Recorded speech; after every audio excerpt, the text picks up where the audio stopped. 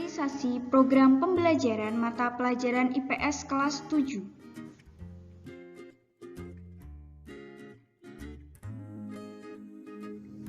Sebelumnya kita kenalan dulu ya. Nama Ibu adalah Ibu Brilia Afnizar Litasari, biasa dipanggil Ibu Lita.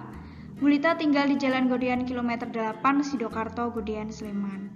Ibu akan membersamai kalian dalam mata pelajaran IPS mulai dari kelas 7A, 7B, 7C, dan 7D.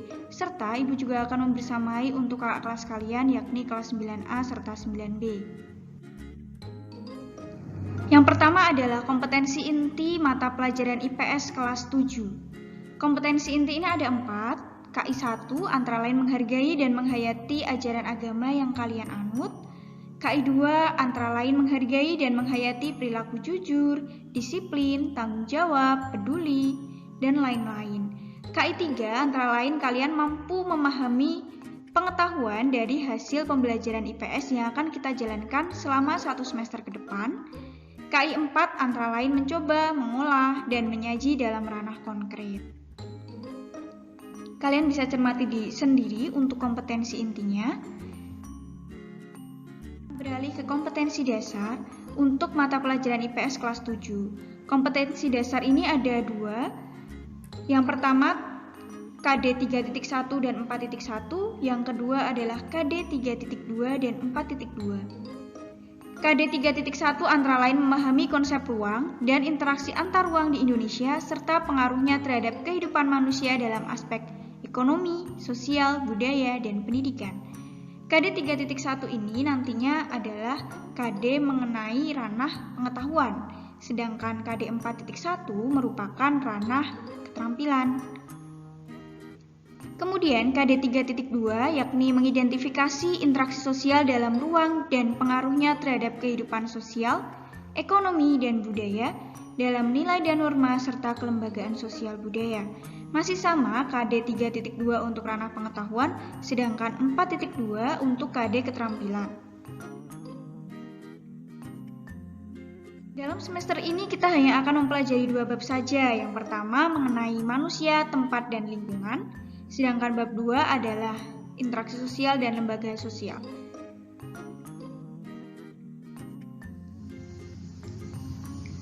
Pokok-pokok materi yang ada dalam bab 1 antara lain pengertian ruang dan interaksi antar ruang, ini akan kita pelajari minggu depan. Kemudian kita juga akan belajar mengenai letak dan luas wilayah Indonesia. Kita akan belajar bersama-sama tentang potensi sumber daya alam dan kemaritiman di Indonesia. Kita juga akan mempelajari mengenai dinamika kependudukan. Kita akan belajar flora dan fauna dalam materi kondisi alam Indonesia.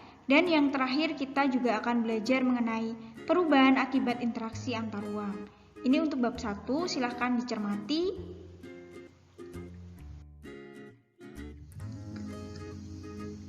Setelah selesai bab 1, kita nanti akan lanjut ke bab 2 mengenai manusia, tempat, dan lingkungan. Apa saja yang akan kita pelajari di bab 2? Yang pertama adalah mengenai interaksi sosial. Ini meliputi pengertian dan bentuk-bentuk interaksi sosial. Yang kedua adalah pengaruh interaksi sosial terhadap pembentukan lembaga sosial. Dan yang terakhir, sebelum kita nanti ada penilaian akhir semester, kita akan belajar mengenai lembaga sosial. Kemudian kriteria ketuntasan minimum kita adalah 71.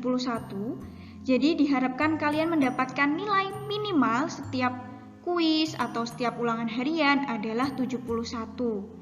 Di bawah 71 kalian akan mengikuti remedial, sedangkan di atas 71 kalian nanti akan mengikuti kegiatan pengayaan.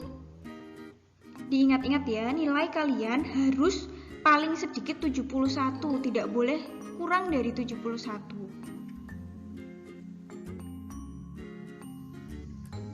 Kemudian masalah penilaian. Yang pertama kita akan ada 2 kali ulangan harian atau kuis besar. Kuis besar ini ada 2 kali untuk bab pertama dan untuk bab kedua.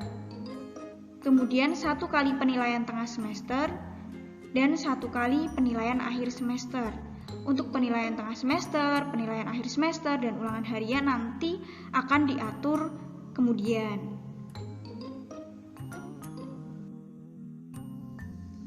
Kemudian buku yang akan kita gunakan ada dua. Yang pertama ini buku ilmu pengetahuan sosial paket, dan yang kedua adalah buku Magic.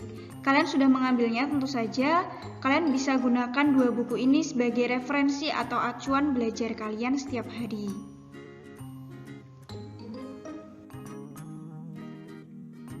Terima kasih, sampai jumpa ketika kondisi bumi kita sudah membaik. Bu Guru sudah sangat tidak sabar untuk bertemu kalian dalam kegiatan pembelajaran di dalam kelas.